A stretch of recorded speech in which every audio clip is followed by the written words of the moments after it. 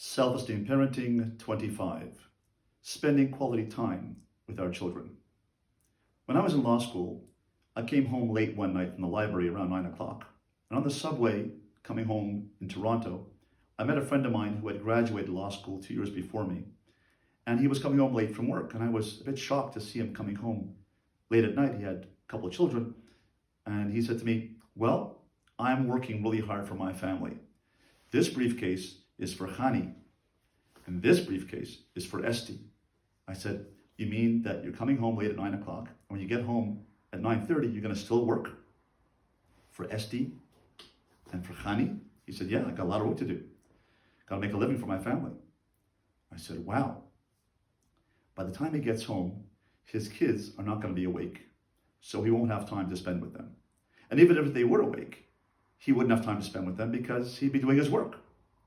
So what's the point of doing all this work? I'm going to be a lawyer, and I'm going to have to work till 9 o'clock at night, take work home, and never see my family? What's the point? And then I realized that we are all working so hard so that our children can have a better life than ourselves. So my grandfather worked so that my father would have more than he. And my father's working so that I will have more than he did. And I'm going to work so my children have more. So we're all working for that one child in the future who's going to be the happiest, most gloriously well-adjusted, rich, wealthy child that we all worked for. I love to see that one child we're all working for way down in the future. What will that child look like? Will he be contented, happy, swimming in his kidney-shaped swimming pool, playing with his all-star baseball game and gorilla basketball court, and so happy, wealthy, and contented because we all worked for him and we all gave him the money we all worked for all these years? Or we'd be standing by the window with a baseball glove and a ball saying, "I wonder if my dad can have time, spend time with me." You know the famous story, which you can look up online, about a child who asked his father, "Dad, how much do you earn for a living?" "Why do you ask me that question?" He said, "It's just wondering." "So I gave him a number, $150 an hour. So he said, "Oh, okay." A few days later, the little child came into his piggy bank, and gathered together some pennies and gathered $75 in coins. And his father came home from work and said, "Dad?" He said, "Yeah." He said, "I have $75 here. Can I buy 30 minutes of your time?" How poignant and powerful that is, that a child wants time from us. That's what a successful child looks like. When Shlomo Melech says in Mishlei, "Chanoch lana'ar al pi darko," teach a child according to his way. In Mishlei, chapter 22, he says, chapter 22, verse 6, in order to teach a child and according to their way, you have to know their way. You have to spend time with them. You have to learn with them. Put your arm around them while you're learning with them. Make the Torah you're learning with them sweet. Learn the Aleph Beis, learn Psukim, learn sentences, learn the Parsha in a warm, beautiful way. And even if they make a mistake, it doesn't matter. It's the warmth and connection you have with your child while they're learning, which they'll learn to associate Torah learning and Judaism with love. You have to play games with them on the floor. Get to know them. Play dominoes and checkers and Chinese checkers and jump rope and play ball with them and play hockey with them and football with them and basketball with them and play Monopoly with them and bananagrams with them. On the floor. Get on the floor with your children. That's the way to spend quality time with our children. Quality time with our children? No. Quantity time with our children. It's not enough to spend quality snippets of time with our children. We have children. We have an obligation to spend real time with our children. I have one client who said to me, "How come a person needs a license to be an electrician and needs a license to be a plumber and needs a license to be a mechanic, but we don't need a license to become a parent? Shouldn't parents have parenting lessons or parenting licenses to learn what it means to be a parent? You can't go from not being a parent to a parent overnight by saying, 'Oh, now I'm a parent, now I know what to do.' It needs training.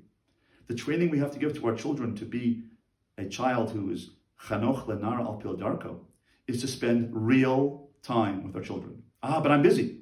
Yeah, but you committed to this when you were under the chuppah. Under the chuppah, when you got married, you decided you were going to have children, God willing, and that you were going to spend real time with them to make them adjusted, successful children. It's not enough to spend snippet time with them once in a while. One for Chani and one for Esti. It's important to spend real, down-to-earth, on-the-floor time with our children to get to know them, to nurture them, to understand what their fears are, what their feelings are, what their interests are.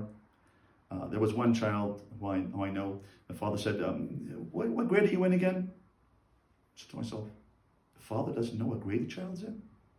Is it fourth or third? I'm not sure. That's a father who's not really paying attention, not really clued in, not really tuned in to where his child's at. How could he possibly know what his child is feeling if he doesn't know what grade the child's in? So we need to really put an effort to understand Chanoch lanar al pi darko. To know the child according to their way means you have to know their way. You have to know who they are. And that requires quality time. This week's Parsha of Matos, the Torah gives us an example of how we spend real time with our children. The Torah tells us in chapter 32, Pasuk 16 of Bamidbar, it says the following. The tribes of Reuven and Gad said to Moshe Rabbeinu, we will create pens for the flock as we build them here for our livestock, and cities for our small children. They said, pens for the flock shall we build here for our livestock, and cities for our small children. Bamidbar, chapter 32, verse 16. They put the pens first, the flocks first, and then they'll build cities for their children. Says Rashi, they were concerned for their property more than they were for their sons and daughters. For they made mention of their livestock before their children. Moshe told them, no, this is not correct. Make that which is essential, essential, and that which is secondary, secondary. First build cities for your children, and then enclosures for your flocks. Children come first. Money comes second. Of course, we have to make a living for our families. But the reason why we're working, do we live to work, or do we work to live? We have to use the money that we're using and earning in order to invest in our children. And that's the crucial orientation and priority in our lives. Now, there's a study done by Columbia University, and every year they update that study. It's done by the National Center on Addiction and Substance Abuse at Columbia University, and the study is called The Importance of Family Dinners. Started in 2005 and updated every single year. They update that study every single year and do a new questionnaire and study of this phenomenon of family dinners. And they have found that the most successful children in life are not the children who go to Ivy League schools, not the ones who go to the most important, most number of extracurricular activities, soccer and baseball and football and jazz and dance and play guitar. The most successful, well-adjusted, happy, successful children in life who know how to meet life's challenges are children who have dinner with their parents 5 out of 7 nights a week. If you sit down with your child face to face, not running out the door saying, don't forget your lunch, did you do your homework? You're standing up tall and they're standing below you. They're smaller than you and you're standing above them and you're giving them instructions from above. That's not parenting. When you sit down with your children on eye-to-eye contact, eye level, sitting down saying at the table saying, hi, how was your day? Pass the salt, please. Oh, good chicken, Mom. Oh, this is really delicious. I taste the love you put in this dinner, Mom. Really yummy, terrific. Hey, tell me, so Joey, how was your day today? What was the best thing that happened to you today? And this is what my wife instituted in our family. We asked the children around the table, every dinner table during the week, what was the best thing that happened to you today? When children get older, we add, what was the most challenging thing that happened to you today? Get to know your children, where they're holding. And when my daughter would come home from school, whether she was in 9th, 10th grade, and I would be home when she comes home at 5:30, I'll be home, making a point to be home at 5:30, coming from my office at 5:30 to have dinner with the family. She would come and start spewing out her feelings for the day. Well, this happened, and the teacher did this, and the teacher did that. Oh, I see. I see that. And this idea of that, we're working late till 8 o'clock at night, 9 o'clock at night, and we can't have dinner with our children until Shabbos. It's wrong. It's wrong. You have to make a living. You can come home. You can come home at 6 o'clock to 7 o'clock, have dinner, and then go back to work or do work in your office. But you have to have dinner with your family 5 out of 7 nights a week, plus Shabbos. That means every night. Yes, every night a family wants to be an intact family, has to have dinner together. Impossible? Not impossible.